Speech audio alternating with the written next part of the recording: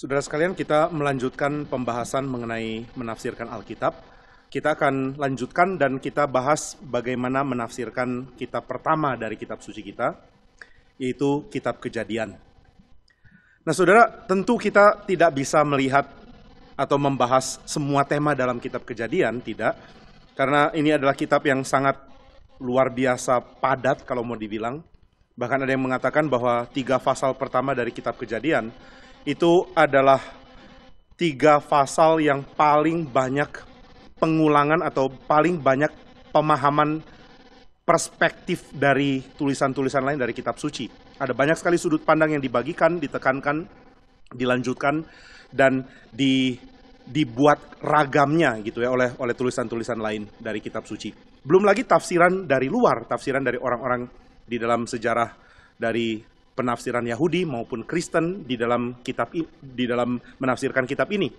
Dan ya saudara akan melihat keragaman yang kaya itu membuat kita sadar bahwa kitab Kejadian bukan kitab yang gampang untuk ditafsirkan, bukan kitab yang bisa dipahami dengan cara yang sekali baca tanpa direfleksikan.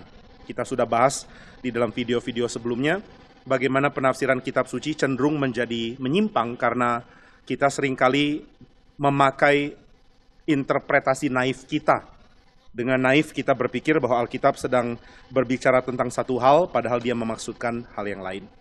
Nah, jadi kita akan coba melihat bagaimana kitab Kejadian ini ditafsirkan, dan tentu kita tidak akan membuat metode atau cara yang kita bahas sekarang menjadi satu-satunya kemungkinan kita membaca kitab Kejadian, tidak.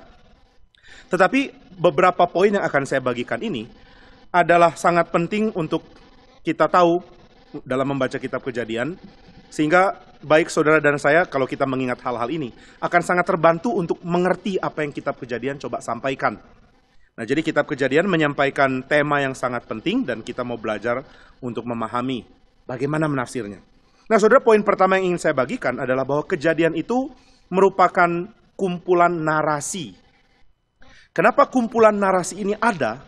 Jawabannya adalah karena ada budaya oral, ada oral culture, di mana berita-berita yang dipahami di dalam kitab Kejadian ini beredar dan menyebar secara turun-temurun, secara tradisi. Saudara, bangsa-bangsa kuno pada zaman itu semua punya kisah mengenai penciptaan, mengenai apa yang Tuhan atau ya dewa-dewa mereka mau lakukan, dan kita akan menemukan paralel antara apa yang dituturkan dalam kitab Kejadian dengan banyak kisah-kisah dari tempat lain. Nah, jadi kita bisa melihat bahwa menceritakan tentang asal-usul dunia, manusia itu datang dari mana, kemudian siapa itu dewa-dewa, ya di dalam Alkitab siapa itu Allah, itu menjadi kebiasaan di dalam budaya kuno itu. Nah, ini bukan berarti bahwa Alkitab itu cuma salah satu kebudayaan yang menyembah dewa-dewa, cuma kebetulan dewanya namanya Tuhan, tidak. Kita tidak percaya bahwa Tuhan itu salah satu dewa tentunya, tapi kita melihat cara Tuhan menyampaikan kebenarannya di dalam sebuah budaya, di mana Tuhan memakai sesuatu yang familiar, sesuatu yang sangat akrab di dalam pikiran para pembacanya. Tuhan tidak pakai budaya yang aneh, tapi Tuhan pakai budaya yang sangat akrab untuk menuturkan kisahnya Tuhan. Kenapa budayanya bisa beragam? Nah, kita nggak bisa telusuri lagi. Ada yang mengatakan ya memang manusia punya natur untuk mengembangkan cerita itu. Ada juga yang mengatakan sepertinya cerita utama yang kemudian dibersihkan, dimurnikan versinya dari Alkitab. Itu menyebar kemana-mana dan diadopsi dan diputar balikan dan juga ditambahkan menjadi kisah yang unik dari tempat lain. Tapi ternyata masih ada kemiripan karena cerita awalnya bersumber dari relasi antara Tuhan dan manusia pertama tentunya. Nah, jadi ini kita anggap sebagai alasan kenapa ada banyak kisah di dalam dunia timur dekat kuno, karena memang ada kisah utama yang disebarkan kemana-mana. Tapi apakah ada bukti tentang hal ini? Ya tentu tidak. Tapi yang kita bisa tahu adalah Alkitab dituturkan dengan cara yang akrab dengan budaya di timur dekat kuno pada waktu itu. Nah, kenapa ya budaya itu sangat senang dengan kisah? Salah satu alasannya adalah karena kisah itu paling gampang diterima dan diingat. Kalau saudara dengar cerita, saudara akan langsung ingat ceritanya. Lebih cepat paling tidak dibandingkan kalau saudara dengar ajaran sistematik tentang sebuah doktrin. Saudara mendengarkan proposisi tentang kebenaran, saudara mendengarkan pengertian-pengertian yang dijabarkan itu agak sulit bisa kita ingat terus. Tapi cerita sekali dikasih tahu, saudara ingat terus. Maka saudara, kitab suci di dalam kitab Kejadian, fokus kita hari ini, banyak memberikan cerita, banyak menyebarkan kisah untuk dipahami oleh orang-orang di daerah Israel, di daerah timur dekat kuno pada waktu itu. Nah, demikian juga kitab Kejadian dituturkan sebagai sebuah kisah dan sangat diperlukan untuk dibagikan dalam sebuah kisah. Ini hal pertama.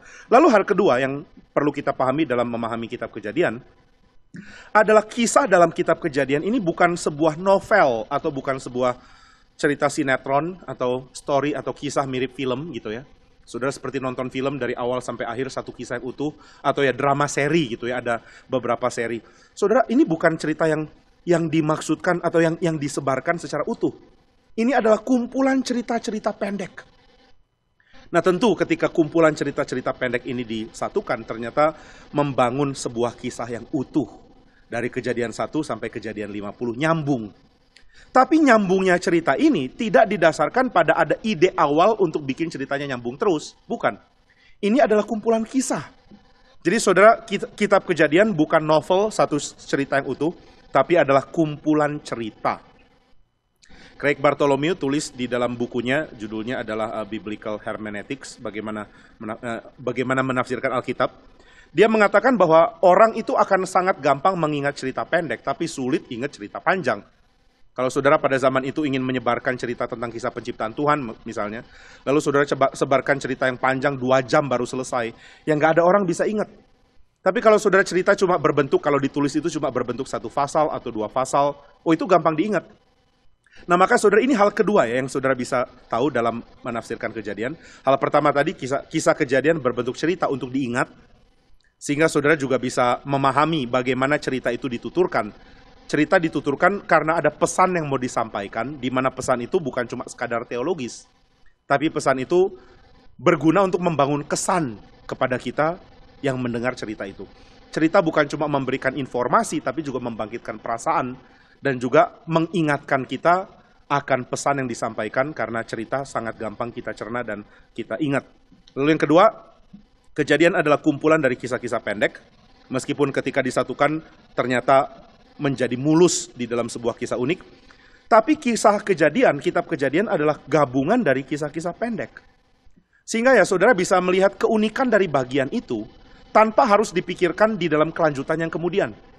Misalnya kisah penciptaan di Kejadian 1, kemudian kisah penciptaan di Kejadian 2 yang fokus kepada Adam dan Hawa. Ini mempunyai makna cerita yang punya tujuan lain. Ada keunikan di dalam cerita masing-masing. Lalu cerita tentang misalnya sebelum Nuh, kenapa bisa ada air bah, ada ceritanya. Kisah Nuh, kisah di zaman Nuh setelah air bah, kisah Abraham ketika bertemu dengan Firaun, kisah Abraham ketika bergumul tentang Lot dan lain-lain. Nah, ini cerita yang pendek yang menjadi satu di dalam kitab Kejadian. Nah, sangat menarik kalau saudara mengerti ini, karena saudara akan coba menafsirkan dengan cari makna. Kira-kira di dalam kisah pendek ini sedang ngomong apa ya? Apa yang mau dibicarakan oleh kisah pendek ini? Nanti kita akan lihat contohnya di dalam pembahasan terakhir kita. Sehingga waktu saudara baca kitab Kejadian, saudara akan menyadari bahwa saudara sedang bergerak dari satu cerita pendek ke cerita pendek yang lain, di mana masing-masing cerita mempunyai poin independen meskipun nanti akan bersatu. Ini keunikan Alkitab kita ya. Kitab Kejadian seperti memberikan foretaste tentang apa yang akan kita alami di seluruh Alkitab. Yaitu saudara akan memahami, akan mengalami cerita-cerita pendek yang maknanya bisa independen, bisa unik satu dengan lain. Namun ketika disatukan membentuk satu kisah yang utuh. Dari Kejadian sampai Wahyu, satu kisah utuh. Di dalamnya banyak cerita-cerita yang unik, yang independen, tapi bisa disatukan. Yang kita bisa tafsirkan, bisa pahami, dan bisa nikmati. Jadi saudara, mari kita belajar menikmati kitab Kejadian dengan melihat gabungan dari kisah-kisah pendek di dalam seluruh kitab Kejadian. Ada makna unik. Saudara membaca kisah tentang Kain dan Habel, itu cerita pendek. Dan saudara tahu apa yang mau ditekankan di situ. Saudara bergerak selanjutnya, saudara melihat cerita yang sepertinya paralel, tapi dimaksudkan untuk memberikan pesan ataupun juga memberikan sindiran kepada cerita berikutnya. Saudara lihat cerita Yehuda, lalu setelah itu lihat cerita Yusuf. Kok ini seperti benturan? Yehuda seperti kacau di dalam kehidupan seksualnya, sedangkan Yusuf sangat bersih misalnya. Ini contoh ya untuk dibenturkan atau jadi sindiran satu dengan lain misalnya. Nah jadi saudara ada gaya seperti ini di dalam kitab Kejadian, sehingga saudara bisa memahami beragam kisah di dalam kitab ini. Yang ketiga, Kejadian juga bukan kisah yang ada untayan dari awal sampai akhir. Cerita-cerita pendek ini bukan cerita yang sengaja memberikan pengertian awal sampai akhir. Ini tidak seperti kalau saudara baca sinetron atau nonton sinetron atau baca novel, saudara akan mengalami keadaan yang lebih utuh gitu. Ada awalnya, kemudian ada akhir. Tapi saudara, kalau saudara baca kisah-kisah di dalam kitab Kejadian, ada sesuatu yang unik di sini. Memang ada gaya seperti ini di dalam kebudayaan Timur Dekat kuno yang berlangsung sampai zaman Yunani. Yaitu saudara seperti dilempar di tengah-tengah action. Saudara seperti terlempar di tengah-tengah kisah yang sedang berjalan. Di mana saudara kesulitan untuk mundur dan cari tahu apa yang terjadi sebelumnya. Kisah penciptaan itu salah satu contoh yang paling jelas. Pada mulanya Allah menciptakan langit dan bumi belum berbentuk dan kosong. Tiba-tiba sudah ada chaos di situ. Nah ini chaos dari mana? Enggak diceritakan. Saudara sudah in the middle of action. Ini seperti saudara buka TV, nonton TV, dan saudara sudah di tengah-tengah tembak-tembakan. Saudara agak sulit cari tahu sebelumnya kenapa ya? Kenapa mereka tembak-tembakan? Tapi ya kalau itu nggak dikasih tahu, berarti itu nggak penting. Nggak perlu saudara cari tahu. Yang saudara perlu cari tahu adalah action yang sedang terjadi sekarang. Ini maknanya apa? Sama kejadian berikutnya, saudara melihat kisah Kain dan Habel misalnya. Kain dan Habel seperti punya dendam, Kain paling tidak dendam sama Habel dan kita nggak tahu kenapa. Tiba-tiba, kalau pakai bahasa Sunda, ujuk-ujuk gitu ya. Ujuk-ujuk sudah kasih persembahan, kita nggak tahu masa kecilnya mereka gimana. Alkitab tidak memberikan narasi itu. Tiba-tiba mereka sudah besar dan tiba-tiba ada setting. Mereka mau mempersembahkan korban. Waktu mau ditarik mundur, nggak ngerti. Apakah sudah ada kebiasaan korban? Lalu mereka belajar korban dari mana? Kemudian kenapa mereka melakukan itu? Lalu apakah Kain dan Habel harmonis atau sudah ada permusuhan? Nah saudara, kita ini di dalam kebiasaan dari budaya barat modern, sangat senang untuk melihat cerita utuh.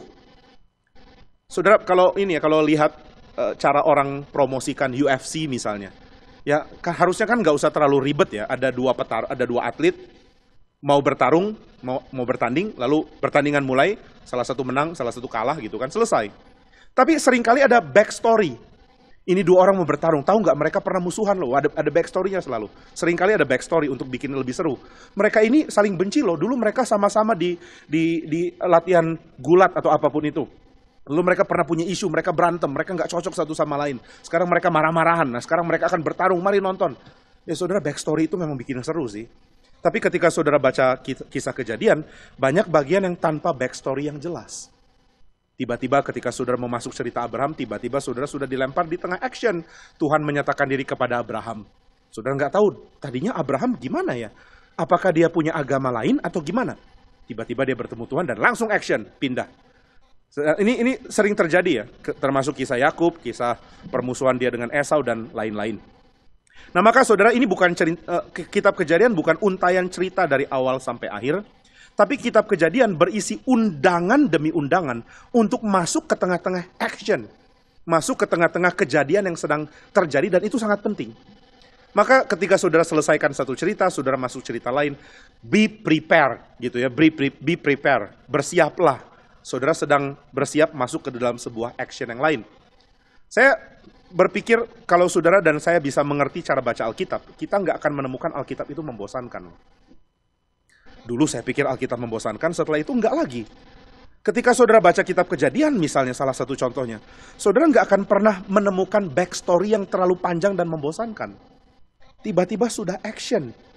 Tiba-tiba Tuhan menunjukkan diri kepada Abraham, tiba-tiba ada perang, tiba-tiba ada kelaparan, tiba-tiba dikatakan manusia satu bahasa dan mereka mau bangun menara. Wih, mendadak sekali ya. Nah jadi saudara, ada keindahan di dalam cerita seperti ini. Saudara disiapkan untuk segera masuk ke dalam sebuah pesan penting di dalam kisah pendek.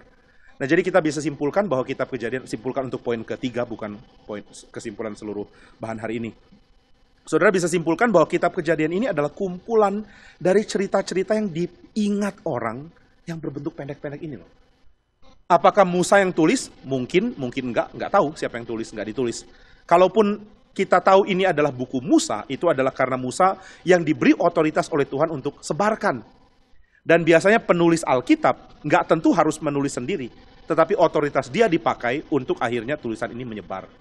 Kitab Samuel tidak ditulis oleh Samuel sendiri, sebagian dari kitab itu ditulis waktu Samuel sudah mati. Nggak mungkin dia dikubur masih nulis-nulis gitu ya, lalu kemudian bagikan, nih, saya udah mati tapi masih nulis. Enggak tentunya.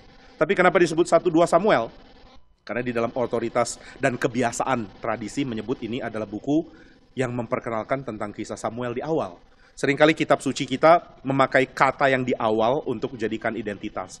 Nah, jadi saudara, banyak yang mengatakan ini adalah buku Musa, dalam arti buku ini disebarkan di dalam otoritas yang Tuhan percayakan kepada Musa. Apakah Musa tulis setiap kata? Nggak tahu. Yang pasti kalaupun Musa tulis setiap kata, dia tidak menyatakan atau dia tidak menjadi sumber satu-satunya. Dia mengambil dari banyak sumber yang Tuhan pelihara dalam pekerjaan Roh Kudus, untuk kemudian tercatat di dalam sebuah kitab yang utuh, yaitu kitab Kejadian. Maka tidak heran kalau kitab ini berisi banyak cerita yang ketika disatukan ternyata nyambung dari awal sampai akhir. Lalu hal yang berikutnya, poin yang keempat. Poin yang keempat, kisah Kejadian adalah kisah yang penuh dengan simbol. Ada simbol di sini. Simbol ini bukan pemberi informasi, tapi simbol ini selalu bermuatan agama. Saudara, ketika bicara tentang Taman Eden itu ada simbol, ini adalah sesuatu yang melambangkan keadaan yang suci, bisa dibilang tempat yang suci. Lalu kalau kita lihat kitab Kejadian itu menggambarkan penciptaan bumi itu seperti orang sedang bangun kuil, temple.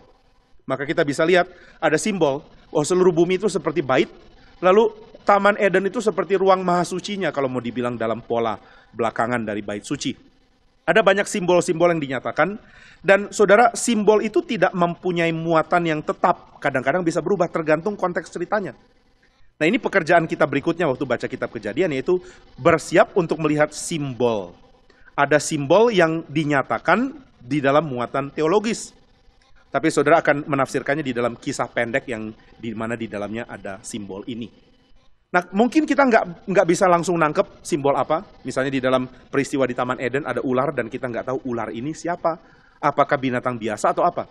Ya mungkin binatang biasa. Mungkin ini adalah perwujudan dari setan. Mungkin ini adalah malaikat. Mungkin ini adalah makhluk khusus di antara surga dan bumi. Nggak tahu. Tapi intinya adalah kitab Kejadian, pasal yang ketiga cuma mengatakan, adapun ular ialah yang paling cerdik dari semua binatang yang diciptakan Tuhan.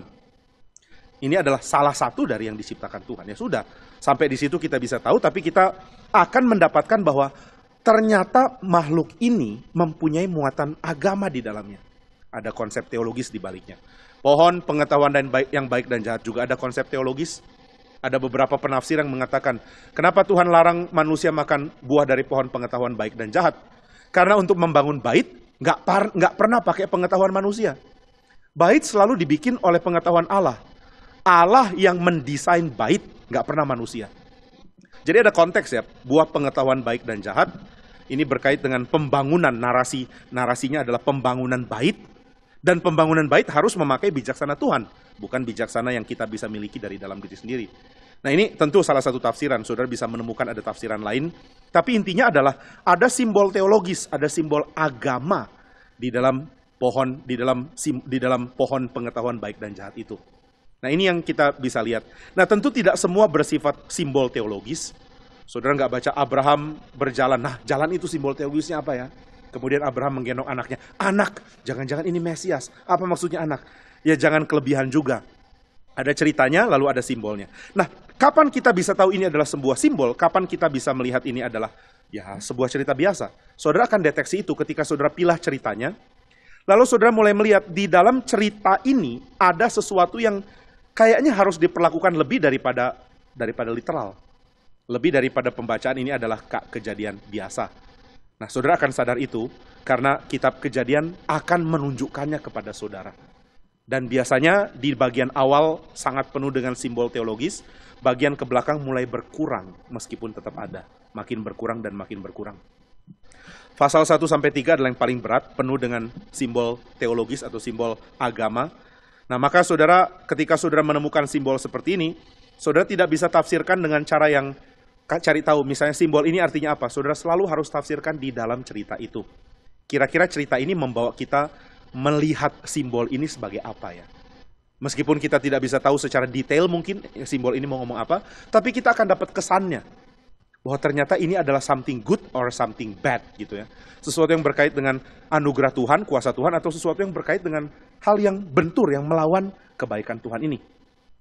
Lalu berikutnya, kita bisa menafsirkan kitab Kejadian dengan melihat motif yang berulang, pola yang berulang.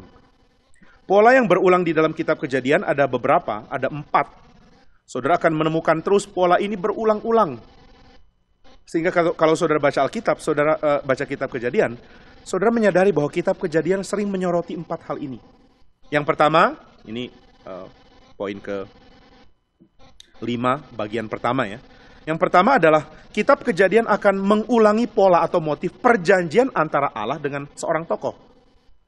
Antara Allah dengan Abraham, lalu akan diulangi antara Allah dengan Nuh, antara Allah dengan Adam, antara Allah dengan Nuh, antara Allah dengan Abraham, kemudian Ishak, Yakub. Selalu akan ada cerita ini. Cerita akan dimulai, ini cerita tentang relasi antara Allah dan manusia, akan menekankan kembali apa yang Tuhan mau lakukan. Tuhan berjanji dan mengikat perjanjian dengan manusia. Maka saudara ada tema yang penting, motif yang berulang, meskipun ceritanya beragam, tapi motif ini akan berulang. Yaitu yang pertama perjanjian antara Allah dan seorang tokoh. Allah dengan Adam, Allah dengan Nuh, Allah dengan Abraham misalnya. Ini motif yang pertama. Saudara akan lihat ini berulang. Lalu yang kedua adalah motif yang disebut dengan Chaos Kampf. Ini yang di dalam pengertian teologis artinya adalah kekacauan yang merupakan perang gitu ya. Perang antara kekuatan yang satu dan kekuatan yang lain yang akhirnya menghasilkan kebaikan. Jadi kacau balau, lalu hasilnya adalah teratur. Nah itu yang namanya Chaos Kampf. Nah di dalam kitab Kejadian banyak motif Chaos Kampf. Di awal adalah kacau balau dan kosong, gelap gulita. Lalu bagian lain saudara bisa melihat misalnya padang gurun itu juga motif Chaos Kampf sebenarnya. Kemudian kesulitan, perang, kelaparan, itu motif Chaos Kampf. Nah herannya di dalam kitab Kejadian, motif Chaos Kampf, motif kacau balau ini akan diakhiri dengan simbol. Sesuatu yang akan menyimbolkan bait. Ada proto-temple symbol. Abraham dapat kelaparan di dalam perjalanannya ke Israel, lalu dia pergi ke Mesir. Kemudian setelah itu Tuhan kasih tulah kepada Mesir, dan dia pun dibebaskan. Firaun mengantar dia keluar dari Mesir. Itu motif proto-temple. Karena saudara akan lihat di dalam kitab selanjutnya, kitab Keluaran yang paling jelas, bahwa orang Israel keluar dari Mesir untuk beribadah. Nanti setelah itu ada kemah suci. Ada proto-temple. Jadi saudara kekacauan, kacau balau, itu seringkali di dalam budaya timur dekat kuno, diakhiri dengan keteraturan budaya. Kacau balau, peradaban. Kacau balau, kota. Kacau balau, teknologi. Kacau balau, kerajaan yang mapan gitu ya. Ini yang terjadi di dalam dunia kuno. Tapi kitab Kejadian sengaja memilih pola yang berbeda. Kacau balau, temple. Kacau balau, temple, atau setidaknya kacau balau, lalu temple-like symbol. Simbol-simbol yang seperti bait. Nah ini motif yang kedua yang akan berulang. Chaos Kampf, istilah kacau, kemudian ada proto-temple, ada sesuatu yang menyimbolkan keadaan bait suci. Lalu yang ketiga, pola yang ketiga yang berulang adalah kitab Kejadian melatih kita untuk melihat Israel secara retrospektif dari belakang ke depan. Kita nggak ngerti awalnya, tapi setelah saudara baca kitab yang lain, Keluaran, Imamat, Bilangan, Ulangan, Yosua, terus saudara baca lagi Kejadian, saudara seperti melihat kembali Israel di dalam kitab Kejadian.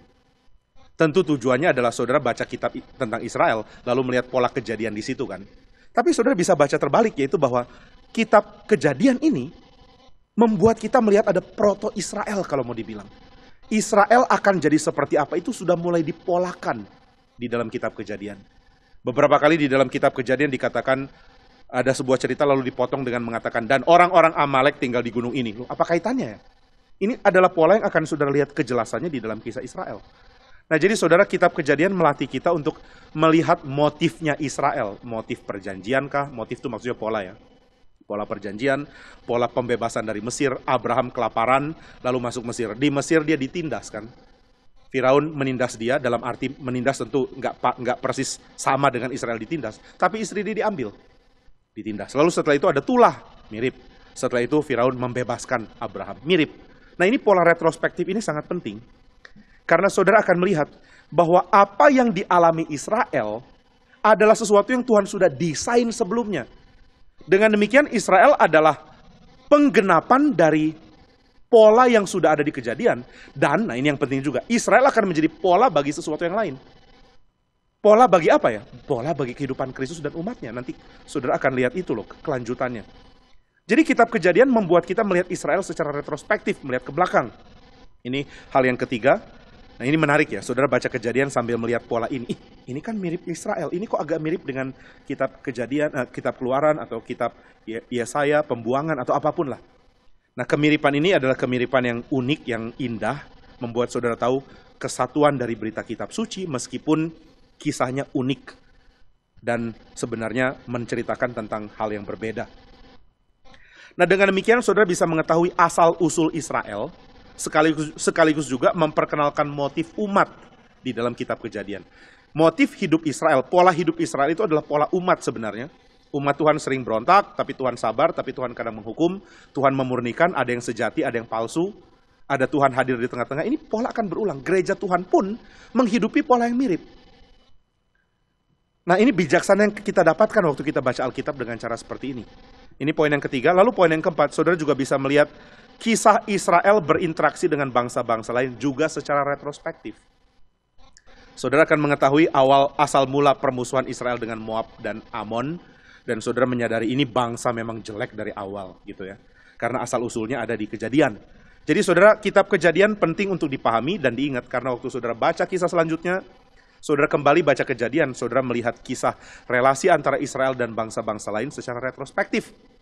Seluruh bangsa yang dibahas kemudian, itu mempunyai akarnya di dalam kitab Kejadian, dalam relasi dengan Israel. Seluruh bangsa lain yang seperti menggantung, seperti nggak ada kaitan, karena setelah saudara baca kisah selanjutnya dari Israel, bangsa lain seperti nggak ada kaitan langsung dengan Israel. Itu ternyata menjadi berkait di dalam kedatangan Mesias. Menarik loh. Seluruh bangsa yang diasal-usulkan di Kejadian akan berinteraksi dengan umat Tuhan suatu saat. Ini satu pembacaan yang orang Yahudi nggak bisa bantah loh. Saudara, orang akan mengatakan tafsiran ini, bahwa suku-suku atau bangsa-bangsa yang nanti akan berujung ke Rusia misalnya, atau ke Eropa, Yunani, itu nggak berinteraksi dengan Israel loh. Tapi saudara, orang akan mengatakan mereka berinteraksi dengan Israel karena di dalam zaman perdagangan, Israel akan berinteraksi dengan mereka juga gitu. Mereka akan jalin relasi dagang, sehingga relasi Israel dengan bangsa-bangsa lain akan kena juga. Nah, tapi kita nggak bisa lihat itu sebagai jawaban yang memuaskan. Orang Kristen akan mengatakan Alkitab seperti menggantung dalam hal ini. Karena di dalam kisah tentang bangsa-bangsa lain di Kejadian, ujungnya itu nggak pernah berkait dengan Israel. Ada yang iya, tapi banyak yang enggak. Cuma dikatakan ini, memperanakan ini, lalu ini akan tinggal di daerah ini, selesai. Nggak lagi berkait dengan Israel. Apakah ada waktu di mana mereka akan berkait dengan Israel? Iya, waktu Mesias datang. Maka di dalam kitab Nabi-Nabi ini dibereskan dengan mengatakan bahwa ketika Sang Mesias datang, dia akan memulihkan bangsa-bangsa. Memulihkan itu berarti akan ada interaksi antara Israel dan bangsa-bangsa lain itu. Ini yang dialami oleh gereja kan. Gereja mengalami interaksi antara Mesias yang menggenapi perjanjian lama dengan kita yang percaya kepada Kristus. Kita dimasukkan ke dalam tradisi dan kisah Israel di perjanjian lama. Nah ini yang kita lihat sebagai jawaban dari melihat bangsa-bangsa lain secara mundur gitu. Retrospektif maksudnya mundur. Lalu bagian selanjutnya, ini tadi tentang pola ya, tentang motif. Bagian terakhir, bagaimana menafsirkan kitab Kejadian adalah kitab ini menjadi penting bagi makna eksistensialis kita. Baru setelah kita melihat aspek-aspek tadi. Saudara bisa melihat mengharukannya Abraham mengkorbankan anaknya. Setelah saudara melihatnya di dalam poin-poin tadi gitu, ada simbol, kemudian ada pengertian tentang kekacauan yang diselesaikan dengan bait. Itu saya pikir motif paling penting ya. Kacau, bait, kacau, bait. Lalu perjanjian Allah dengan umat. Ini akan ada terus. Dan saudara, baru kita bisa melihat apa pentingnya bagi aku secara individu. Setelah saudara tahu bagian yang saudara baca itu pentingnya apa di dalam poin-poin yang tadi. Nah, harap ini boleh membantu kita membaca kitab Kejadian. Lalu kita akan coba ambil contoh dari kitab Kejadian. Contoh yang tadi kita sudah lihat adalah di dalam kisah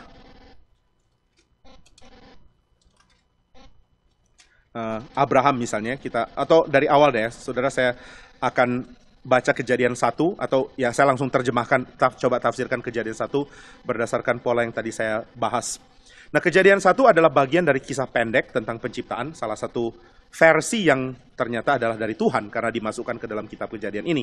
Ini adalah versi yang diwahyukan, ini the infallible version dari Tuhan. Ini yang dinafaskan oleh Tuhan, ini yang diinspirasikan. Nah, di dalam Kejadian 1, saudara bisa melihat saudara terlempar di dalam sebuah proses waktu baca. Pada mulanya Allah menciptakan langit dan bumi, dan ayat kedua langsung berbicara tentang tindakan yang sedang terjadi. Saudara ada in the middle of action. Nah, ini kisah langsung dilanjutkan dengan kekacauan, motif chaos Kampf. Kemudian diakhiri dengan proto-temple. Kalau saudara baca di dalam bagian akhir, ada manusia dan ada bumi. Bumi itulah proto-templenya. Ternyata kitab Kejadian menggambarkan bumi sebagai bait. Tuhan akan berdiam di bumi. Lalu saudara, yang berikutnya adalah simbol. Wah, kitab Kejadian 1 penuh dengan simbol. Jadilah cakrawala. Cakrawala di dalam konsep agama kuno adalah benturan antara kuasa dewa langit dengan kuasa dewa laut. Dan di dalam kitab Kejadian dikatakan ini bukan benturan antar dewa, ini adalah kekacauan yang Tuhan rubah jadi baik. Tuhanlah yang merubah kacau jadi baik. Lalu motif teologis lain adalah misalnya laut, kemudian binatang-binatang, binatang laut yang besar. Ini menunjukkan kekuatan yang seringkali dilegendakan sebagai mitos dari kekuatan dewa-dewa tertentu. Tapi kitab Kejadian mengatakan ini harus ditaklukkan manusia. Jadi hal-hal yang menjadi simbol agama dan dewa dikatakan di dalam kitab Kejadian hanyalah sesuatu yang harus ditaklukkan oleh manusia. Manusia yang taklukan, bukan manusia ditaklukkan. Kemudian motif, tadi kita sudah bahas motif kacau, kemudian akhirnya adalah bumi yang diatur dengan baik, temple. Lalu bagaimana dengan perjanjian antara Allah dan manusia? Saudara bisa melihat perjanjian ini di bagian ayat yang ke-24 dan 25 sampai 27. Allah menciptakan manusia, laki-laki dan perempuan diciptakannya. Laki-laki dan perempuan juga digambarkan sebagai pemisahan dari apa yang kalau enggak jadi kacau. Kalau laki-laki dan perempuan dikacaukan, akan kacau. Harus ada perbedaan antara laki-laki dan perempuan dan disatukan di dalam relasi perjanjian. Nah, jadi saudara, ada Allah dan manusia. Ini yang kita bisa lihat sebagai pola, motif antara perjanjian antara Allah dan manusia. Kita coba misalnya bagian lain di dalam kisah Abraham. Kalau saudara baca kisah Abraham pasal 12 juga sama, saudara langsung terlempar di dalam sebuah action. Tuhan berfirman, Abraham pergilah, dan Abraham pun pergi. Lalu motif chaos Kampf muncul karena ketika Abraham sampai ke Kanaan, ternyata terjadi kelaparan di situ. Lalu kalau kelaparan terjadi, apa yang terjadi selanjutnya? Selanjutnya masih motif kacau lagi. Abraham ditaklukkan oleh Firaun di Mesir. Dia sampai di tanah yang kacau, sebelum Firaun dulu ya. Dia sampai di tanah yang penuh dengan kekacauan, ada kelaparan.